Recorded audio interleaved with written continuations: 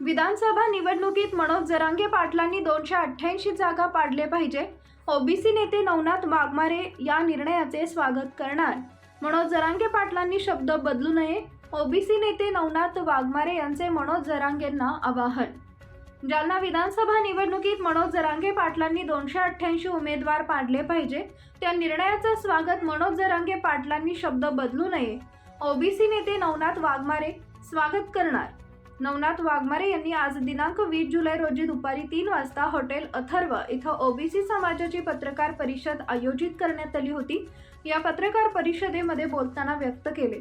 त्याच 248 उमेदवार निवडून आणण्यासाठी रात्रंदिवस करू नये. 288 पाडले तरच प्रास्ताविकच आहे. नवीन लोकांना संधी मिळत असेल तर 288 पाडत असाल तर आम्हाला का संधी मिळणार आहे?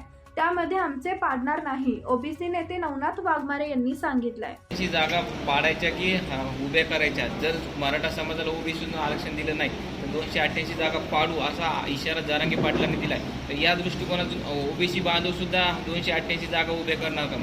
सर्वप्रथम जरांगेचं मी स्वागत करतो. त्यांनी खरंच या राज्यातील 288 पाडले पाहिजे. मी त्यांच्या या निर्णयाचं स्वागत करतो. फक्त जरांगेंनी शब्द बदलू नये. कारण की आज 88 पाडू म्हणतात, त्याच 88ला निवडून आणण्यासाठी त्यांनी रात्रंदिवस करू नये. कारण 288 पाडले तर आमचे पडणार नाहीत. 288 प्रस्थापितच आहेत. नवीन लोकांना जर संधी मिळत असेल या राज्यातून तर काय फरक पडणार आहे?